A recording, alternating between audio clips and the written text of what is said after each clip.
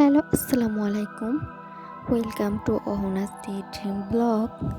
তো আজকে আমি আপনাদের সাথে একটা হরর স্টোরি শেয়ার করব। আশা করছি এটা আপনাদের কাছে অনেক বেশি ভালো লাগবে। যদি ভালো লাগে তাহলে একটা লাইক এখন কমেন্ট করে জানাবেন।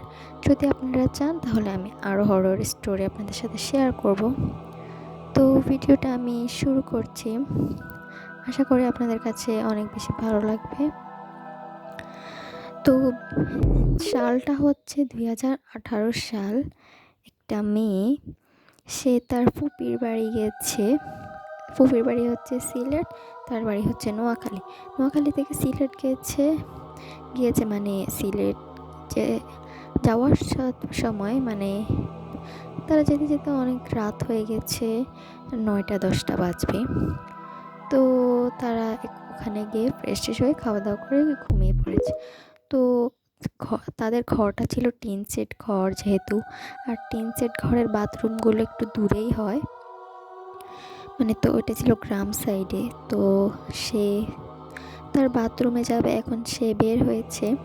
বের হওয়ার পর এখন বাথরুমটা অনেক বেশি দূরে, তো তাও শহরের মেয়ে ছিল। তো সে যাচ্ছিল বাথরুমে, গিয়ে যাওয়ার সময় সে একটা আওয়াজ শুনতে পায়। আওয়াজটা হচ্ছে এই, আপনারা ধরেন ডিমের খোসা চা বালে যেরকম আওয়াজ হয় ওই রকম একটা আওয়াজ। তো সে তো খুবই ভয় পেয়ে গেছিল। তো টিন সেটের বাথরুমগুলোর মধ্যে কিন্তু একটা মানে টিন সেটের মধ্যে একটা ফাঁক থাকে একটু একটু। তো ওই ফাঁক দিয়ে মেয়েটি দেখছিল যে ওদের বাথরুমটার পিছনে ছিল একটা নর্দমা, মানে অনেক বেশি নোংরা।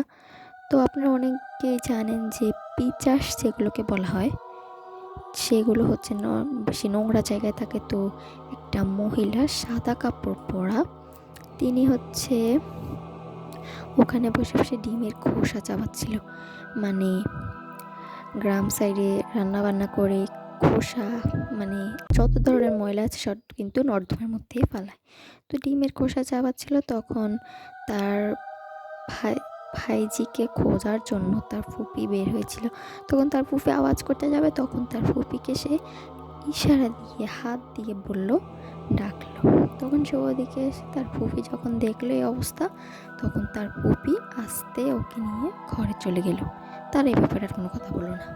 তাদের তো এই রাতে ঘুমই আসছে না, মানে ওইটা নিয়ে একটা চিন্তা। তো পরের দিন সকালে তাদের গ্রামের পাশে একটা হুজুর আছে, মানে অনেক ভালো, জিন এসব কিছু করতে পারে। তো তার কাছে যায় এবং বলে যে এই অবস্থা। তখন তারা বলে যে এখানে আপনারা নোংরা জিনিস আর ফেলবেন না। নোংরা জিনিস ফেলানোর কারণে ওরা এখানে আসে, এবং এগুলো কারণ পিচের যেগুলোকে বলে ওরা কিন্তু নোংরা নোংরা জায়গায় থাকতে পছন্দ করে। তো তাদেরকে এমন এমন বলে, তো তারা তাদের কিছু প্রতিবেশীকে বলে দেয় যে এখানে কিছু ফেলবেন না। তো তাদের বাচ্চা ছিল একা, মানে একলা বাড়ি যেগুলোকে বলে ওরকম। তো তারা কিন্তু আর ওখানে থাকতে পারেনি, মানে এত বেশি ভয় পেয়ে গেছে যে তারা ওখানে আর থাকতে পারেনি। তো তখন তার ভাইয়ের মেয়ে তাড়াতাড়ি করে সিলেট থেকে তার বাসায় চলে গেছে, মানে এত সে ভয় পেয়েছিল। তো তারাও আর তখন বাসায় থাকবে না, তো তারাও ঢাকা মানে শহরে গিয়ে একটা বাসা বাড়ি করে তারা ওখানে রয়েছে। তো এরকম তোমাদের সাথে যদি ঘটনা ঘটে আমাকে কিন্তু কমেন্টে জানিও, যে ওটা আমি বলবো। তো আজকের ভিডিওটা এই পর্যন্তই। তোমাদের কার কার ভালো লেগেছে কমেন্ট করো, এবং আমাকে প্লিজ বেশি করে সাপোর্ট করো। আমার চ্যানেলটা সাবস্ক্রাইব করে দিও। আর